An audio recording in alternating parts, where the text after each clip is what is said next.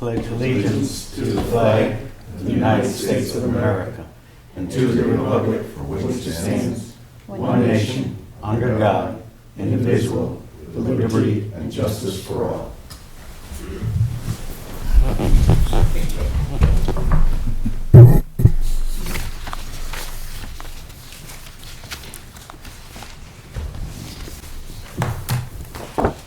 All right, so first item on our agenda, as usual, is to approve minutes. We have the September 26th work session minutes here. We have a motion to approve those. So moved. By Bill. Second. By John. All those in favor? Aye. Aye. Aye. And then the September 26th regular meeting. Do we have a motion to approve those minutes? So move. We're going to switch it around a little bit here. I'll second that. John, I'll make the motion, and Bill second. All those in favor? Aye. Aye. Aye. And then we also had a brief meeting on October 3rd, but I wasn't there, and so we don't have a majority of the people who were there to approve those minutes, so we'll put those off until the next meeting, I think.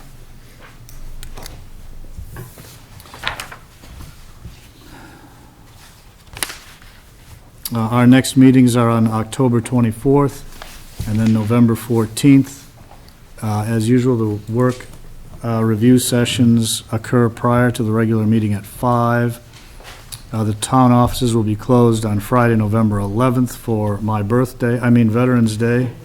It's my birthday too. Yours too, yeah, I know. Weather observations for the month of August are available in the town hall, and citizens wishing to be listed on the selectmen's agenda should notify the town hall before noon on the Friday before the meeting. And then our next thing is to discuss briefly the mid-state tax situation. I don't know how many of you are aware, but Mid-State Health Center basically paid its 2014 taxes under protest, I suppose, after having filed a petition for abatement. And we denied it, and they sued us. And we settled that case recently by agreeing that Mid-State would make a payment in lieu of taxes in the amount of $5,000 a year, but that's only going to be credited against the payment they made for their 2014 taxes. So there's no more money coming from Mid-State for taxes. And in addition, we've budgeted for the 2015 and 2016 taxes, which they're not going to be paying. And so I think their tax bill is around, or it was around $65,000. So we're going to see a hit of about $180,000, close to $200,000 just from Mid-State in our next budget, which will have an effect of somewhere in the neighborhood of 50 cents on the tax rate for the rest of the town.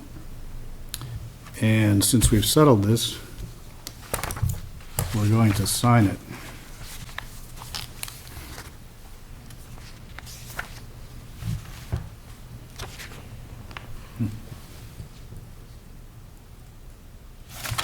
And if anybody has any questions about that, feel free to call me or any of the other selectmen. The next item on our agenda is Keith True and Chief Temporino. Good evening. The University Police comes before you this evening to request that you appoint Keith True as a police officer. Keith True is someone we'd like to hire as a police officer for PSU. He's 1984 graduate from Interlakes High School. He's been a police officer. He actually began his career at Plymouth PD in 1990 and then went on to serve at the Meredith Police Department, where he still is serving now. But he's thinking about coming on with us full-time, perhaps by the end of the year, but for now he'd be part-time. We've conducted a background investigation, checked with his references, all came through very well, and we do respectfully request that he be granted a police appointment. Which we already did. And we thought that you would be kind enough to introduce Officer True. Is it Officer? It is. Yeah, maybe just tell the people of the town a little bit about him. We've already heard it before, but maybe you could do that. So what I just said was what I had. That was my spiel. Yeah. Can we introduce him? Sure. Come on up, Keith. Luckily for you, you're not on TV, but I think they're taping it, so it'll get there before too long, probably. Okay. So, Keith, let me introduce you. This is Mike Conklin, Chair of our board. Nice to meet you. Bill Bolton. Nice to meet you. John Renner. And we have Paul Freitas, Kathy Lowe, and we have two other selectmen who are not here tonight. So you can stop them. And introduce yourself. Introduce yourself with the blue lights. All right. Thank you. Thank you. Thanks. And then my list says Jan Panagoulis, Sarah Sanborn, Jan Weatherby about the greenhouse project. You can, wherever you like. We have a really great presentation. Oh, do but you? Nice. We can't log on to the network, so we're just gonna Wing it. Hi. All right. Okay. You wanna try it? Is this our Wi-Fi you're trying to get? Yeah. Well, we also would have preferred to present it on the wall, but It's a Oh, little more powerful when you have the visuals. I know. But that's okay. If it's any consolation, I have been successful into logging into our Wi-Fi as well. Okay. All right. We've done this a few times, so I think we can do this. my name is Jan Panagoulis. I'm a retired teacher after 32 years, 17 of those years at Plymouth Elementary School with Jerry Gontars, who died out of too early a couple of years ago.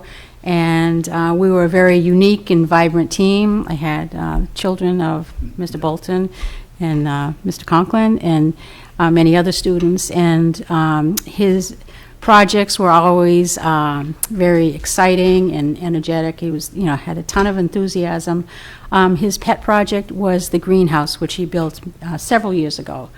Today, that greenhouse is in dire need of much repair. So our goal has been to build a new greenhouse with other details that these two esteemed science teachers will talk about. So we would, love for Jerry's legacy to live on, and and so that the students can have the same enthusiasm and excitement that he had. So Jen Weatherby and Sarah Sanborn. So. Thank you, Jan. First time we did this, we were a little more emotional, so it's nice Thank you. Yeah. we're good tonight. Sarah Sanborn, a little background information on me. I went to Plymouth Elementary School, graduated from Plymouth Regional High School, graduated from Plymouth State College, and now working at Plymouth Elementary School as a teacher. So my heart and soul is in this community and in this school. Jerry Gontars was my teacher in 5th grade, and he was certainly the teacher who motivated me to want to become a teacher. So this is a really an important project for me to make sure that there's something standing at the school that honors his legacy. Along with the Gerald Gontars Memorial Science Fund that the family has established, the school is helping with fundraisers to try to raise the funds to create a greenhouse outdoor classroom space that students in K-8 can use for a variety of things, and I'll have Jen talk about that in a minute. Our mission at Plymouth Elementary School is to create confident global learners, and this is just one of those avenues that will support that mission that we have at Plymouth Elementary School. So I'll let you talk about the curriculum a little bit. Yep, Okay. absolutely. I'm Jen Weatherby. I'm the 7th and 8th grade science teacher at the elementary school. I've been teaching in the district for 14 years, 10 of which were at the high school, and the past 4 stepping into Jerry's shoes at the elementary school. So I have inherited this greenhouse.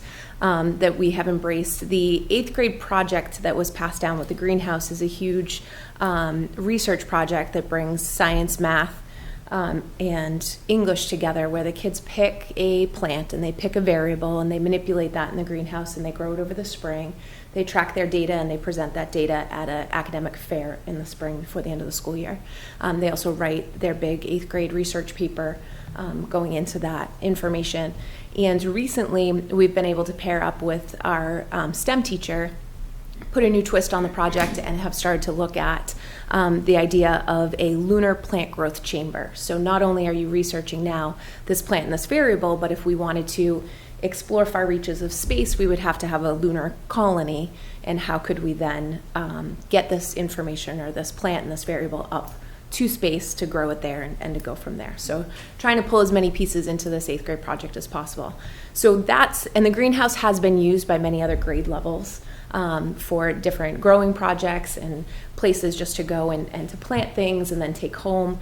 Our big hope is to make this whole outdoor classroom space usable K-8 and to have it all connected to the next generation science standards.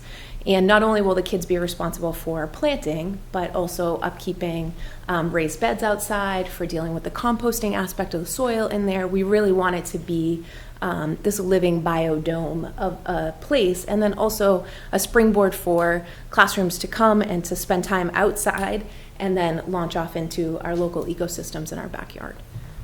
So that's the goal with the whole design of the area, not just the greenhouse. That's a pivotal piece of it, and all the grade levels will have some interaction with that greenhouse, but then also shade plants outside and, learning all the other aspects of sustainability. Get them outside learning, that what Jerry really was most passionate about, hands-on learning with students. Where we're at in the process is we have the students and faculty and community has raised about $28,000 at this point. We went to Interlakes to visit, and their project cost about $65,000. They had a little bit more in-depth subterranean heating in there. So you want to talk about the subterranean heating? Yeah, absolutely. The greenhouse model that we're looking at is the same model structure that they have over at Interlakes. So if you get an opportunity to drive by, it's in their backyard. It's fantastic.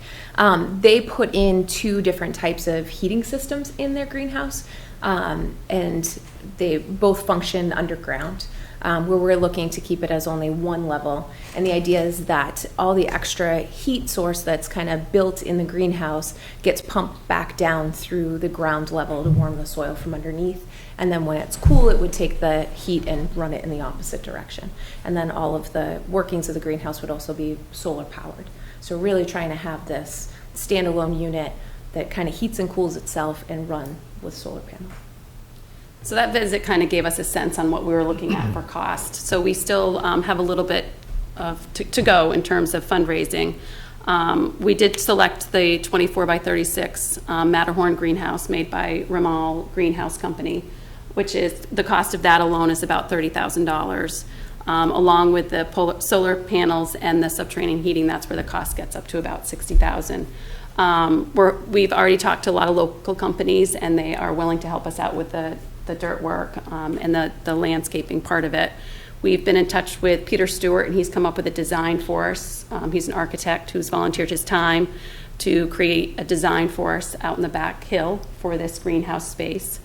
I'm without my slideshow, I'm kind of pausing a little bit. But I guess that's where we're at in the process. So we're really, our goal is to try to get this completed through the summer and try to have it ready to go in the fall for the students to be able to use. We've been fundraising for 2 years. We've still got a little ways to go, but I think with support from the community and the Gontars family actually is going to make a donation as well, personally. So we're really close to our goal. And we have Mike Bullock, who's joined our committee, who is our school board member that's going to help us kind of be part of this committee through these last stages. Noah Mockley, who graduated from Plymouth Elementary School and Plymouth Regional High School, created our logo for us. We came up with the name of the greenhouse is going to be the Dog House, DAWG, because they always used to call G the dog. And we've created an acronym for that, which is Developing Wonder and Awareness with Gontars. And he created a really nice logo that goes along with that, that will go on the doors and T-shirts. So it was really nice to have some kids involved in this process too. Can the slideshow be put on the web, school web, do you think? Sure. So that, we can't show it tonight, but maybe it can be on the school website. Sure. So- And we could probably put it on PB Cam too, local TV. Perfect. Excellent. Yeah. We're really excited to move forward in this project. And John Francis is our building supervisor who's been helping us with all the details, because we certainly aren't construction Right. gurus by any means. We keep dreaming the things up, and he keeps reining us back to where the reality is. Absolutely. And all donations are accepted. Yes. Absolutely. Yep. So is it going to be the same, pretty much footprint as the old one, or? So No, the footprint on the new one will be quite a bit bigger. The one that we have now, I want to say, what do we measure it at? Is about 18 by 24? it's a little shorter, and we're actually going to convert that one into the outdoor classroom space. We're going to continue to use that resource.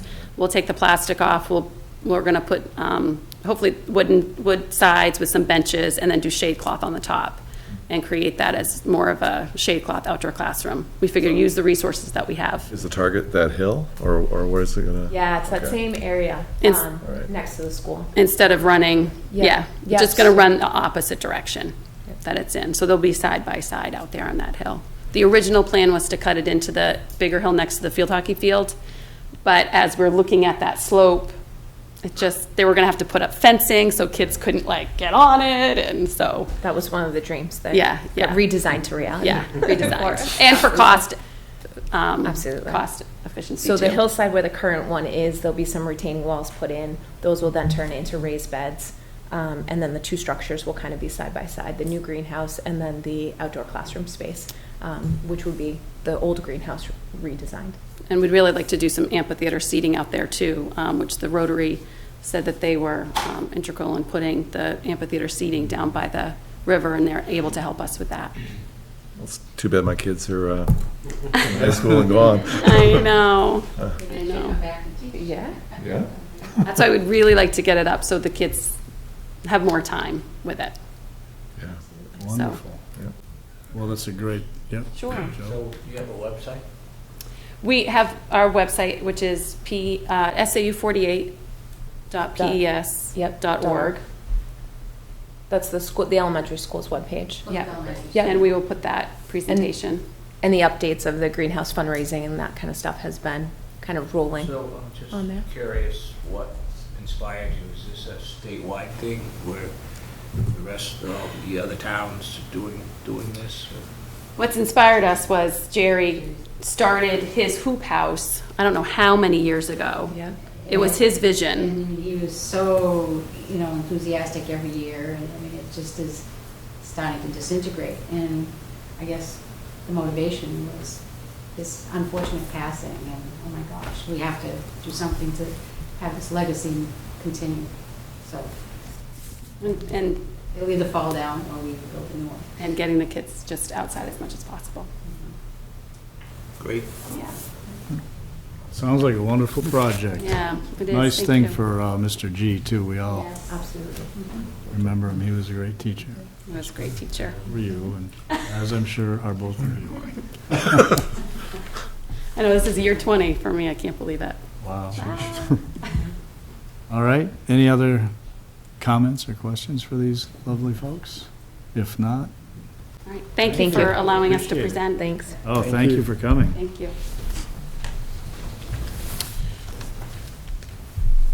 Jesse? Good evening.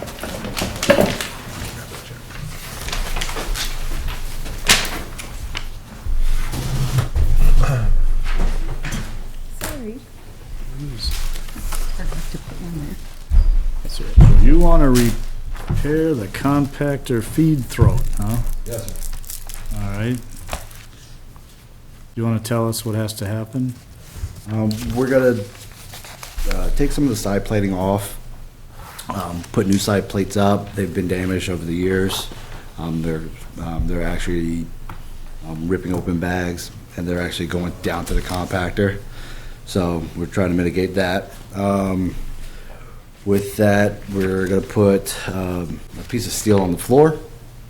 We're gonna recess the concrete, anchor it down to the floor, so that way that's no longer hitting it. We're not hitting it with our bucket and damaging the bottom floor plate. Yeah. And then we're gonna put some side curtains up, some steel side curtains, so we're not damaging the walls anymore. Yeah. It's Gets kind of beat up in there, doesn't it? It does. Yeah. So, yeah, we're just gonna anchor those side corners up. And, the quote was from Sean Burns. He's welded for me on several occasions, and he's certified, he's insured, and I like his work. Were you gonna say something? No, I was just like waving my pen, I guess, but. Oh, I just wanted to remind the board that this was part of Jesse's plan on the $2 million, and one of the things that he listed, like he had said during that time, the importance of that compactor that many people forget in this town. Unlike other towns that don't have it, they just have the open containers. Jesse's able, we pay per shipment, not just by the ton. So Jesse's able to get a lot more tonnage into that compactor than the average town would be able to. The other thing that he's doing is he's crushing all that moisture out of the material, so we're not paying for water to go much to the water, yeah. landfill. So it's serves a dual purpose, so that's why it's that important. Well, yes. so that compactor does squeeze moisture out of it? Is that, If there's water in those bags, okay? yes, the compactor will go in, and the water will run out from the bottom of it, bottom of the can, call it can, and then it'll come towards the compactor and then drains back out. Right. So, yeah, it's, Is there like a sump or something like that, or how? No, he has a, Oh, it compresses. Yeah. No, you still have to deal with the water, though. it goes down it into just a trench. evaporates. Yep, Okay. it stays there, it's in a holding tank. There's a plate that compactor is squishing it up against. Yep. When it gets to a certain point of pressure, whatever Jesse sets it at, then the guillotine goes up, and then it pushes the trash. Okay. But the first thing it does is crush all those, Oh. right. So any moisture in those bags, wet trash, no, it does, if you go around the back and watch when it's operating, you'll see the water coming down from underneath. Normally, that would just get shipped out.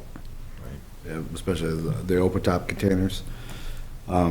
We've had to use it a couple of times because the compactor went down for repairs, and you can only put maybe 3 or 4 tons of material inside one of those open top containers, plus all the rain. Right. And then, well, with the compactor, I've gotten it up to 15 tons, shipping it out, with, minimal moisture. So do you pay a delivery charge or a pickup charge and then by the ton? Yes, we have a hauling charge from Waste Management, and then we pay by the ton to Casella with the landfill in Bethlehem. I see, yeah. How much is the hauling now? The hauling is $220 and some change, which So that's, will be going up. It goes up every April. And how many times does it get picked up in a week? Is it, 1, 2, 3 at the most, but so either we can get 2 it or to- 3? 3 at the most, 2 usually. Mhm. But like, we try to put as much material as we can into these cans, so that way we're minimizing our hauling fees. Sure, There's no way we can minimize our waste, our waste, right, other than through recycling. right. But Yeah, you have to get rid of what comes in, right? Okay. Do we have a motion to approve this purchase order?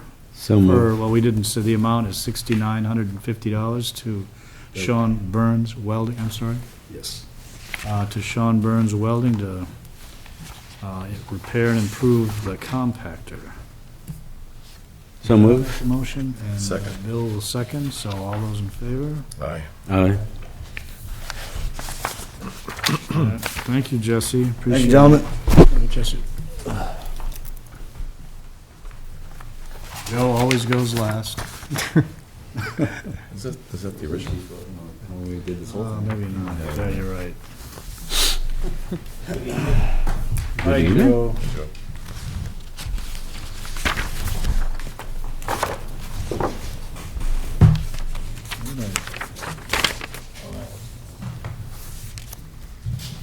So you got a couple of things here, huh? A few, yep. So tell us what we can do for you. So, That at the top, so my salt budget, just trying to put that in order, so, yeah, it's coming, so. right, so that's, yeah, same thing every year, right? So $32,000 for salt. Yeah, it's either the same or less. The price stayed the same, but I didn't use quite as much last year, so we're trying to kind of keep it.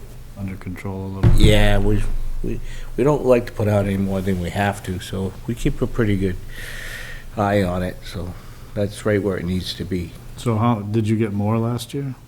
No, less, because we didn't have, last year was kind of a mild winter, so. Oh, I see. So All right, well, let's do them all and then maybe we can. So then you got sand. Am I Yep. doing these in the same order you are? So you got sand, 2,000 tons, $13,000. Doesn't require any explanation really, right? Yeah, except for I gotta truck it further this year, but, You go pick that up? only if we have to. So, Oh, but the trucking, but this part Awesome. stays the same, the trucking part goes into the winter services, but the Campton Sand where we normally get it, they shut down. oh, I heard that, yeah. So now, there's no real good sand here, I have to go all the way to Tilton to get good sand, Really? Wow. so. But that's where it needs to be. All right, and then the next one I've got is this enclose the fuel tanks. Yep, so we've had to contain our fuel barrels down at the shop. There's 2 500-gallon tanks, and there's for our diesel vehicles, and it also is the heat for the shop. Yeah. So we poured a slab, and so we're gonna put a roof over it now, and we're doing it in 2 phases. We're trying to match in the roof, off the roof that's there, and make like 4 or 5 bays for storage. So we're doing this is the first section of it. This is for the fuel containment part of it. Did somebody tell you we had to do this? Yep, DES. Yeah. I'm working with DES. No, I didn't understand that, though. Are you talking about, is this inside the garage? No, it's outside. It's outside. We were actually sitting on skid tanks, sitting on the ground, on stone. And the concern is the river being that close. Right. And I'd just as soon not have any issues and comply with them and keep everybody happy. Yeah. All right, and then the next one I got is Highland Street. Yep. That's engineering on Highland Street. Yeah, I think that one's for, I don't know if it's the actual completion, but it's for the intersection of Ward Bridge and Reservoir, trying to realign it. Oh, uh-huh. We had a few setbacks here with wetlands, and there's a little piece in there, it's got some wetlands. And so, and we're still trying to get the landowners' agreements, but, so, we're closing in on it. Okay. All right, and then, last one I've got is for Northeast Roads, Yeah. relatively small one. What's, So I've got several structures that we lowered, and the rest, they're gonna work around when we grind on Langdon Street. And there's a small time frame from when they grind it to when they do the finished paving. And so like, just an example, water and sewer has 6 structures and they're doing them themselves. And so they're projecting a week to do that. Well, we have 13, we have 19, possibly 20 structures. Plus we have all this other work we need to get done, so there's no way that we can get that done in that time. So this company does this work, and so we're gonna work with them, help them as much as we can, and still get some of our other work done. So the paving's coming. Wonderful. Yes, Bill. Yeah. The paving's coming. Any day now.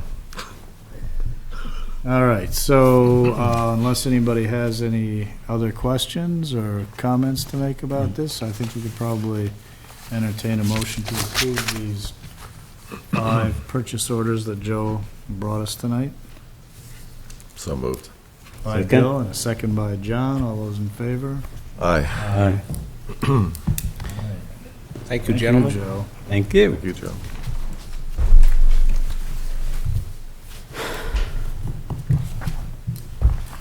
Sorry. Oh, yeah. I guess you weren't last, were you, Joe?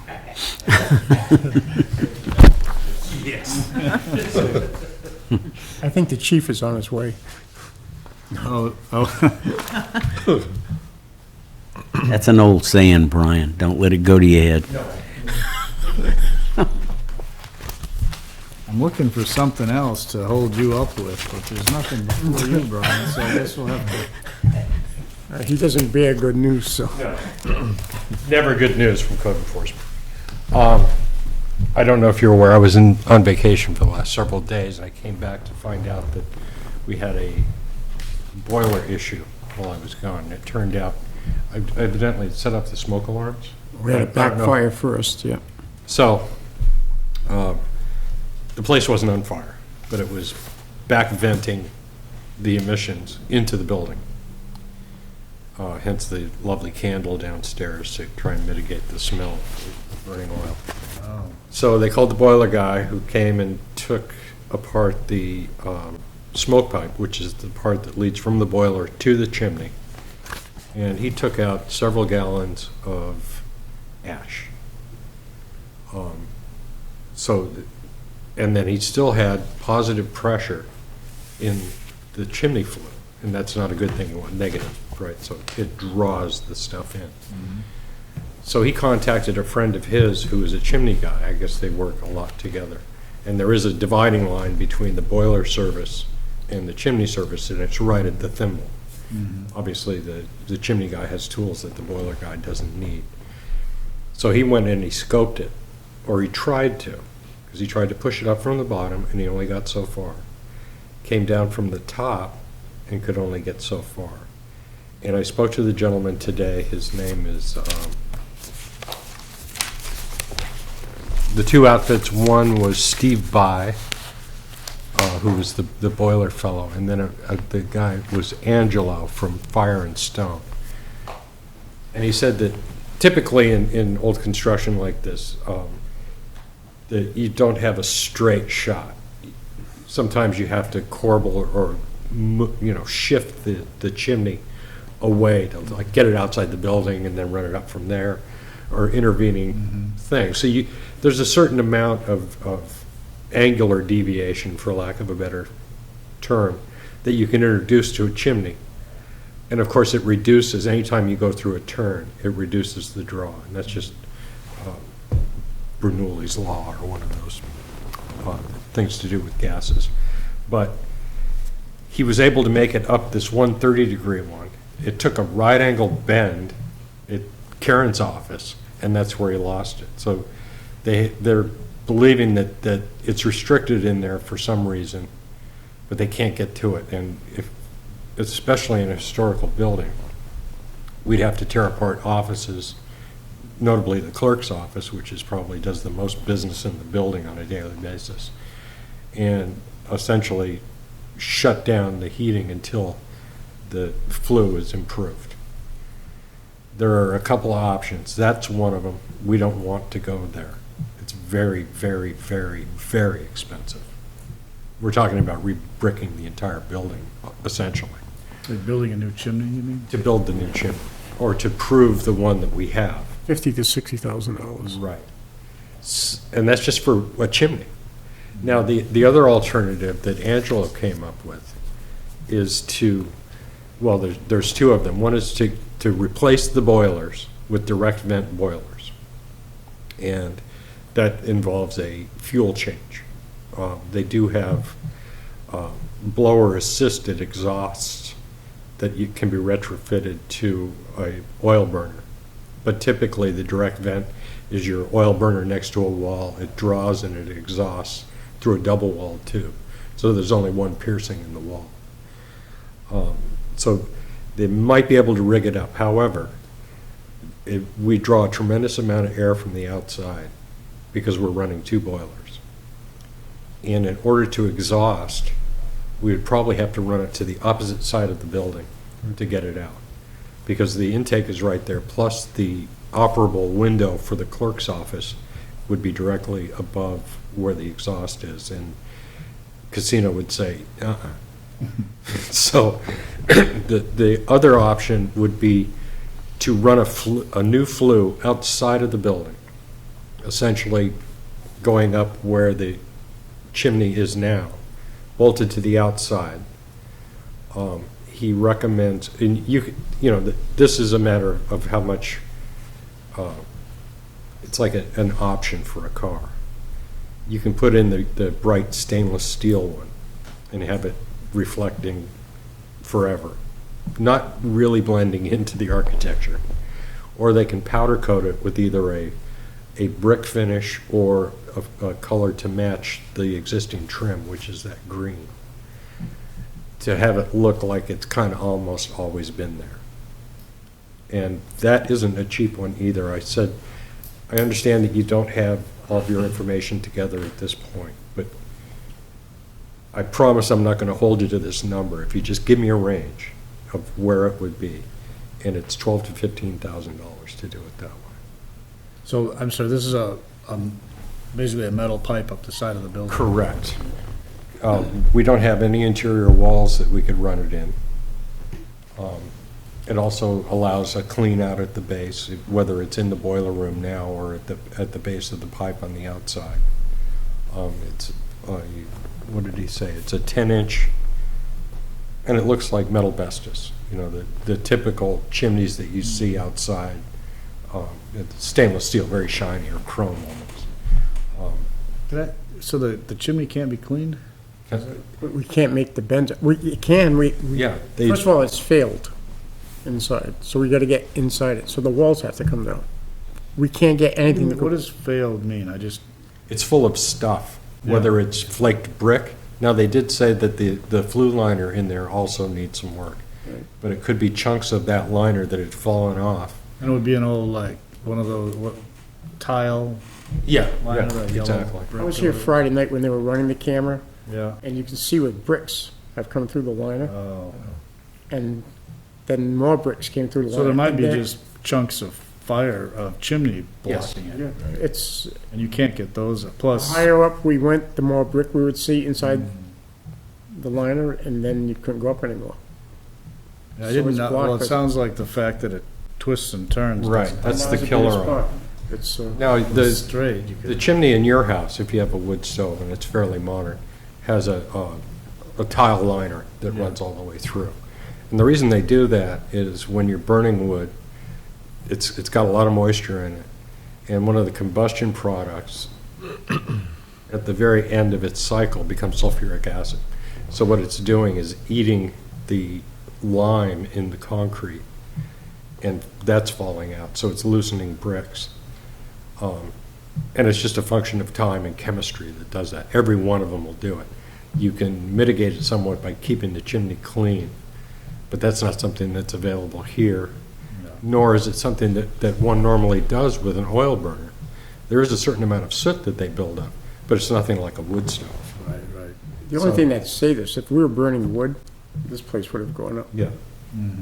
Because as it was, the two pipes that Brian first told you about, the 8-inch pipes, one was 100% blocked all the way to the chimney, the other one was 80% blocked. That's why when we switched over from winter to summer last week, the whole building filled up with smoke. There was no vent to go up the chimney. I know this would be lots of money, but could we switch to propane or something like that? One of the problems, we just bought those two high-efficiency boilers 6 years ago. Oh, okay. They're brand new. The other alternative, and I don't know if it's even realistic, would be to swap boiler rooms and put it where is the records room on that side of the building, directly under the tax collector's office, utilizing that flue. But who's to say that it's any better than the one on the other side? There's another chimney. Well, There's a chimney on that I side. don't know what it would cost for us to get our boilers to that side of the building. Right. And we wouldn't do it before we ran a camera down Linda's. So you're also looking at fire protection. Most of our other stuff, the mechanical room's the mechanical room now, and it's good to have it all in one spot. Well, and that chimney's just as old, I imagine, Yes. right? And if these bends in the chimney, in the flue, were built into it, and I see no reason to assume that they didn't do the same thing on essentially a mirror-imaged gable end. You gotta remember, going back, there used to be a fireplace in each one of those offices. Sure. So they must have ran it up and then went into the town clerk's office and then back out again. So we can't make it around that section. How much would it be to run a camera down that other flue, though?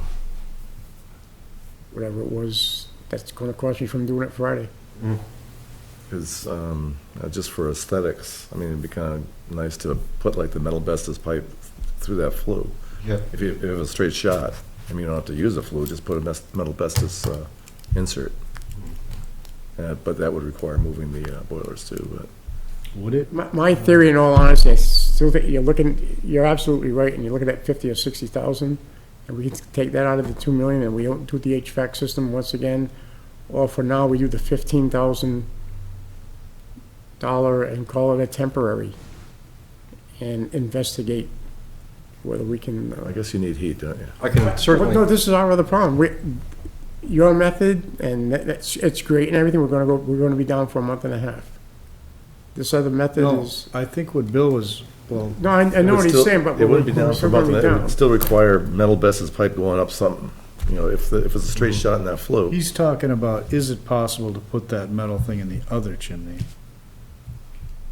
Right, but we gotta have the boilers over to the other yeah, room. and that's But could- the key. Could the thing No, we run that far? can't, no, we can't run laterally that far. Horizontal. Yeah. It's way too far to do it. You want to have as short as possible in We had that asked, straight he run, said the boilers will have to get moved to that side of the building. which means fuel line, all the electronics Our need to be. tanks are on this side. Yes. So that's, there goes your 15, 20,000. Right. I mean, And it's not impossible. No. I could certainly ask to see how much it would cost to have that chimney scoped, if you'd like. I mean, if it's a short enough figure. I don't know that we would help, is the only problem. I'm sure we already know the price. It can't be any worse than what we dealt with Friday night. We better get We're out here all day jam a afternoon, camera at through a night. bunch of soot. Or bricks. So, So that's essentially what it is. And of course, you know, once we give him the green light to, and he is pricing it out right now. I asked him to do that. But once I give him the official yes or no, he'll sharpen his pencil and go after it that way. What are we doing right now? Is it? We're wearing jackets, and it isn't that cold, fortunately. But it's shut off. Oh, it's shut off. It can't exhaust. It's Okay. a health hazard to run it, if not, you know, mortal So we danger, have to get it done like Yeah. yesterday. pretty much. Because we got a couple warm days, but next week's gonna be colder probably, right? I mean, yeah. You know, and certainly we can, you know, utilize the backup heaters that we have, but electric. they would be really taxed, because they're gonna be trying to heat the entire envelope of the selectman's office and not just somebody's feet. So what are you looking for from us? A place to work?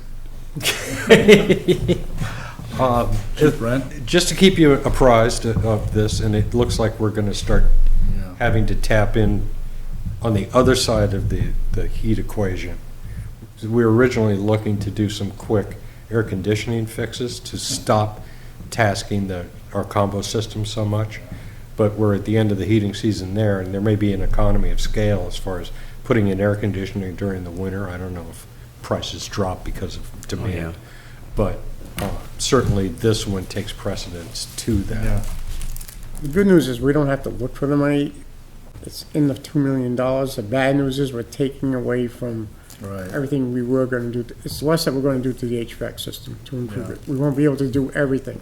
Yeah, We'll be able to do something. it's another emergency repair, right? Mhm. Okay.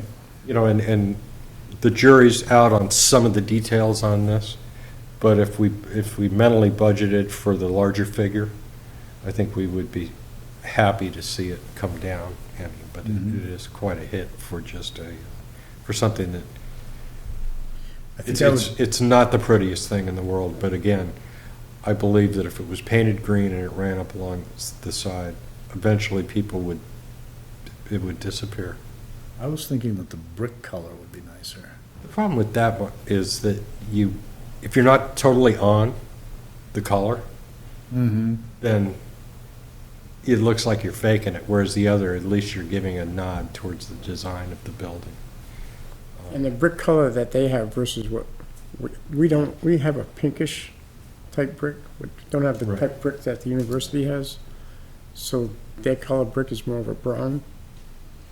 But, The only way to make it completely go away would be to build a brick chase up the side of the building. Yeah, that's part But that. there again, that wouldn't match And we'd be back to $50,000. easily. You'd be right, you'd be building a chimney again. But going back to what, I just remember something else, Bill. This side of the building got modified to be able to handle a boiler room versus 150, 200 years ago. This side of the building hasn't been modified, so they didn't know how much modification would have to be done to this chimney as it was whenever we put the first boiler room inside this building. 50, 60, I don't know how long this. You know, if the looks consideration override anything else, I mean, the more you do to accommodate the aesthetics, the more it's going to cost in the long run. Ideally, putting the boilers next to the elevator and running it behind the thing. There is a bump out in the building where the elevator runs. We could hide 3/4 of it. All we need to do is to get above the roof line for it to You're vent talking about properly. the boiler's on this side of the building again, though. Yes. I So, don't think we're gonna do. yeah, I mean, you could kind of have your cake and eat it too. You could go with the metal asbestos pipe and the relocated boilers in an area where it's kind of out of sight. But that's, again, you're bending the And we don't look really- in favor of We don't have Efficiency. So time. the other thing about that room, so that people that are watching can get the full picture, that room is designed that if we were to have a spill, we get the concrete floor, we get the retaining, that's wooden on the other side of the It's building. wood? This is a wood floor. Yes. That's where we keep, hopefully, the files that Yeah. will never burn. We do have a sprinkler system in there, but it's an overflow room, so it is wood. Yeah. We have the concrete floors with the, Well, I certainly don't have any better ideas. Is there any consideration, if this is a historic building, does the, Historical Society have any? This fellow Angelo said that he has worked in historic buildings. He gave me a reference, and I can't remember the name, but I'm the just- town halls. I'm just thinking more along the lines of putting up a pipe on the outside of the building. Yeah, but, there's certain things that can be accommodated, as we learned from the Historical Society project. we had to do the generator. Right, the generator's one, we have an antenna up there already. I think the appurtenances to the building, and I'm not a historical society person, so I can't really say, but things that are required to operate the building in a modern fashion are, I don't think they're totally outlawed. Whereas putting an addition on with, aluminum and stainless steel would definitely violate whatever there is on that. But that would be something that we would look at in the course of this to see. Now, the alternative to that is no heat. So if historical considerations override the actual use of the building, why have the building in the first place if it's not usable to the town? And they take that. Certainly not advocating relocating, but I'm sure in certain cases, this being one, that things like that can be allowed, but there's probably considerations for them. One, I think, would definitely be the powder coating of the metal asbestos to make it look like the color of the trim. It's a bit of camouflage, and if you know what you're looking at, you know what it is. Half the people would see it and think, that's the biggest sewage vent I've ever seen. Because it's not going to be shiny, it'd be the dull green that we're all used to now. The more you can blend it in, the happier people are. But if somewhere down the road they were going to put this building in as a museum, all of that could be stripped away, and the only things that you would see left would be any piercings in the exterior. And that's all I meant. We need to do something. Yeah. We're already talking 6 weeks. If we did the other way, and the shutting down of the town clerk's office, I was still visioning this as a temporary, and that it doesn't mean that we can't look for a historical grant and try to get it back to the way it was. But we need to do something. And how many, that's 12 days to put the pipe, right? Yeah, because though it's in stock, it has to be ordered probably in. So it's 12 Western days Pennsylvania. versus 6 weeks. I know what 12 days is gonna get us. I don't know what 6 weeks Right. is gonna take us into. 12 days is almost too long this time of year. No heat, geez. 10 to 15 was the range that he gave me for the work to be Jeez. done. Yeah, better get going, yeah. Well, thanks for the update. You're welcome. All right, so then I have committee reports. Does anyone have anything to report? Bill? No, but a little bit of unfinished business. I think we could ask Brian. before we leave. I almost made it up, but we talked about that item on coming up with. Yes, the inventory forms. Yeah. Yes. I have copies, actually, I can pass them out to you right now, of the originating RSA and the, and I don't have a copy of the attorney's thing. I have a copy, but I only have one. Essentially, he said, we can rewrite this form, which is the old inventory form, Okay. which is a 2-page thing, to anything we want, as long as it's directed towards taxable base, which includes who's in the building, how it's being used, because that affects relative value. And here is, this talks about it, just so you can know. And I've made a few notes as to what we'd like to see on that. Mostly having to do with two things. One, is your property rented for more than 90 days to a non-family member in the first of the year? Second, because we're going to be facing this real shortly, is do you have an accessory dwelling unit on your property? And then where it asks you for the list of the occupants, we would tag, sometimes in the past, people would just write student on it, like 3 students. Yeah. Which kind of answers it, but it really doesn't, because many times we want to look to see if there's family members in there, because that puts it in a different zoning category. But certainly, I think we can tag any of the penalties in here to specific line items. In other words, so if you didn't come forward with your rental stuff, and it was found that it happened later, you would be subject to that, the penalty that you would have for not filing at all. Can you get us a few copies of the form? Yes.